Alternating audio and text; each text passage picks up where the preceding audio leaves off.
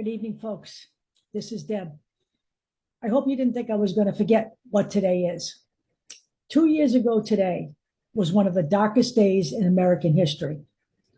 That is the day that an ultra-conservative Supreme Court, bought and paid for by many right-wing organizations, including the Federalist Society, and constructed by Donald Trump, the GOP, and the right-wing Christians, overturned a 50-year precedent when they overturned Roe v. Wade.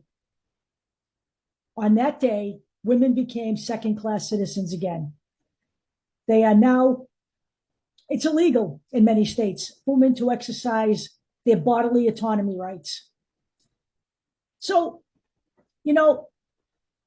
looking back, we were out on the streets before this happened. We knew this was going to happen. We had people telling us it was just a distraction. There was no way he was going to do this. And we kept telling them, you know what?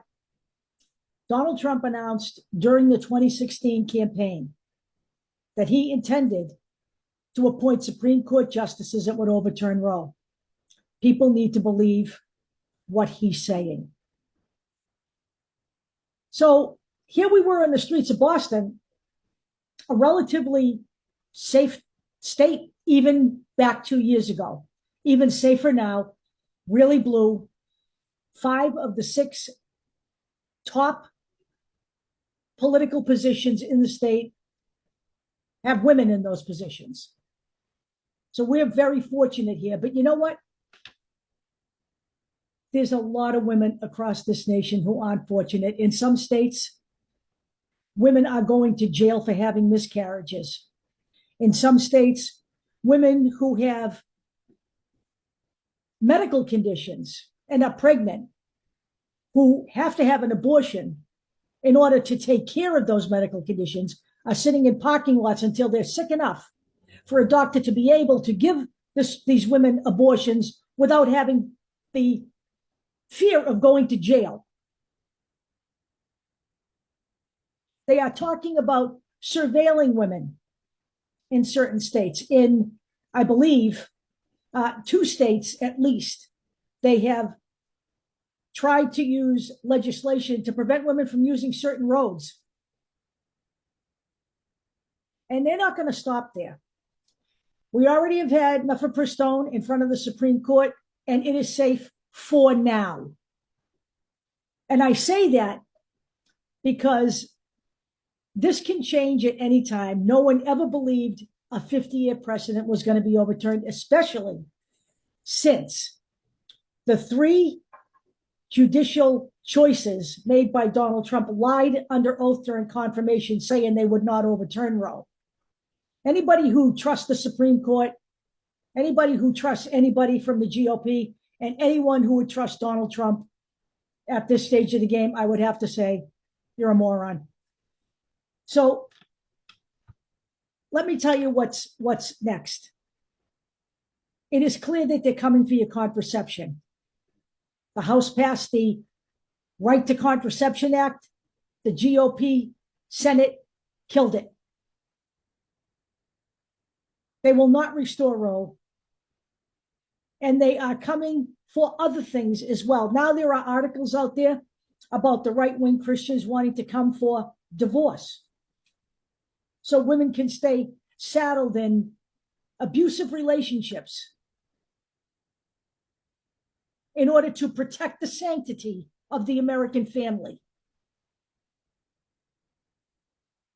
We have a governor running in North Carolina who wants to return to a time when women didn't have the vote. And don't think that sentiment hasn't been expressed by other right-wingers. A lot of right-wingers who are out there whining and sniveling on social media are saying that the downfall of Western civilization was the suffragette movement, when women got the vote.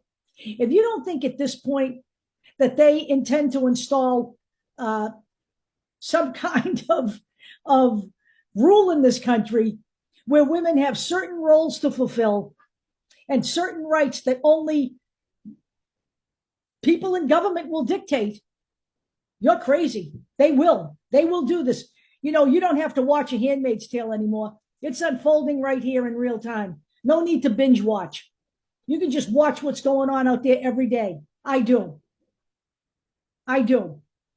Children being forced to carry babies to term. Children being forced to carry children to term. I almost couldn't get that out. It's so ridiculous to me. 10-year-old girls forced to carry children in states where rape and incest is not an exception to the rule. 2 years ago today was the darkest day in American history.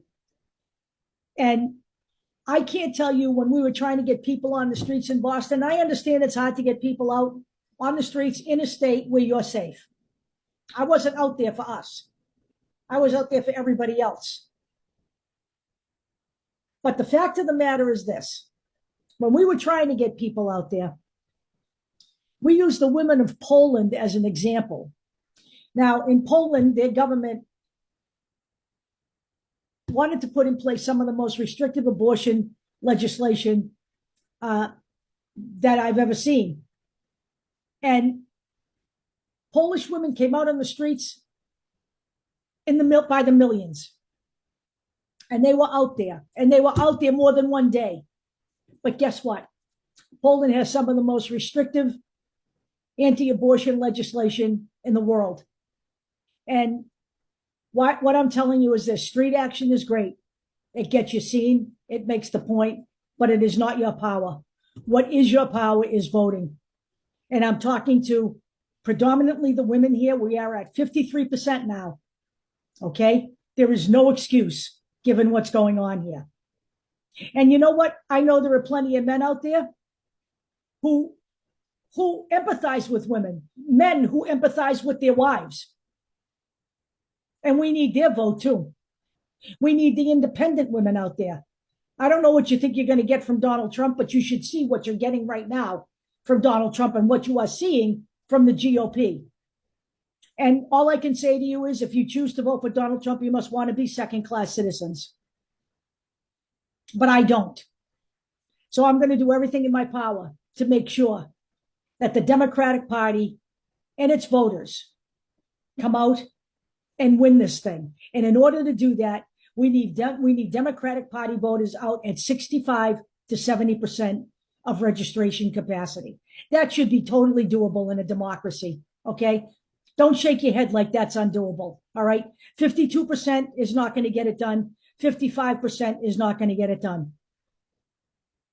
Barack Obama won in a landslide because 60 to 65% of the Democrats came out and voted. We are in the majority here. The conservatives are not in the majority, and they never have been. They only win when Democrats don't bother to vote. So I'm going to tell everybody this. If you don't come out in November, not only are women's rights going to continue to be destroyed across this nation, but you're going to find out that there are other groups and other people whose rights are going to be gone as well. Nobody will be safe. Nobody. And by the way, if you think you're safe because you're a white man, you're not going to be safe if you're a white man who doesn't want to bow down to Donald Trump, because he's going full-on fascist and authoritarian. You either bend to his will or you're finished in this country. And I truly do believe that. I hope you guys have a great night, and I will talk to you all later.